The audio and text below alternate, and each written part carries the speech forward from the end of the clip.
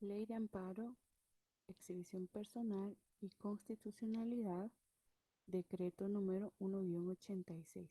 Título 2. Amparo. Capítulo 1. Procedencia.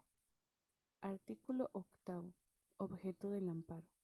El amparo protege a las personas contra las amenazas de violaciones a sus derechos o restaura el imperio de los mismos cuando la violación hubiere ocurrido. No hay ámbito que no sea susceptible de amparo y procederá siempre que los actos, resoluciones, disposiciones o leyes de autoridad lleven implícitos una amenaza, restricción o violación de los derechos que la Constitución y las leyes garantizan. Artículo 9. Sujetos pasivos del amparo. Podrá solicitarse amparo contra el poder público, incluyendo entidades descentralizadas o autónomas, las sostenidas con fondos del Estado, creadas por la ley o concesión, o las que actúen por delegación de los órganos del Estado, en virtud del contrato, concesión o conforme a otro régimen semejante. Asimismo,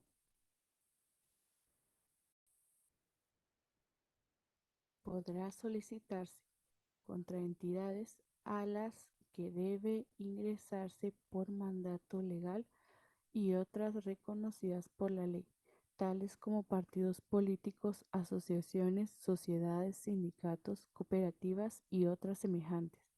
El amparo procederá contra las entidades a que se refiere en este artículo cuando ocurrieren las situaciones previstas en el artículo siguiente o se trate de prevenir o evitar que se causen daños patrimoniales, profesionales o de cualquier naturaleza. Artículo 10. Procedencia del amparo. La procedencia del amparo se extiende a toda situación que sea susceptible de un riesgo, una amenaza, restricción o violación de los derechos de la Constitución y las leyes de la República de Guatemala reconocen, ya sea que dicha situación provenga de personas y entidades de derecho público o entidades de derecho privado. Toda persona tiene derecho a pedir amparo ante otros casos. A. Para que se le mantenga o restituya en el goce de los derechos y garantías que establece la Constitución o cualquiera otra ley. B. Para que se declare en casos concretos que una ley, un reglamento, una resolución o acto de autoridad no obligan al recurrente por contravenir o restringir cualquiera de los derechos garantizados por la Constitución o reconocidos por cualquiera otra ley. C. Para que en casos concretos se declare que una disposición o resolución no meramente legislativa del Congreso de la República no le es aplicable al recurrente por violar un derecho constitucional. D. Cuando la autoridad de cualquier jurisdicción dicte reglamento, acuerdo o resolución de cualquier naturaleza con abuso de poder excediéndose excediéndose de sus facultades legales, o cuando carezca de ellas, o bien las ejerza en forma tal que el agravio que se causare o pueda causarse no sea reparable por otro medio legal de defensa. E. Cuando en actuaciones administrativas se exijan al afectado el cumplimiento de requisitos, diligencias o actividades no razonables o legales, o cuando no hubiere medio o recurso de efecto suspensivo. F.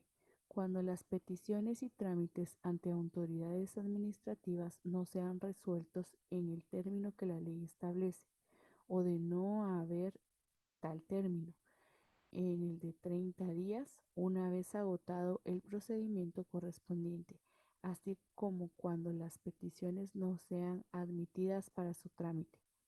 G.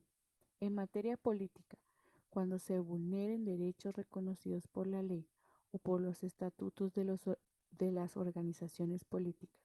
Sin embargo, en materia puramente electoral, el análisis y examen del tribunal se concretará al aspecto jurídico, dando por sentado las cuestiones de hecho que se tuvieron por probadas en el recurso de revisión. H. En los asuntos de los órdenes judiciales y administrativos que tuvieran establecidos en la ley procedimientos y recursos por cuyo medio puedan ventilarse adecuadamente de conformidad con el principio jurídico del debido proceso. Si después de haber hecho uso el interesado de los recursos establecidos por la ley subsiste la amenaza, restricción o violación de los derechos que la Constitución y las leyes garantizan.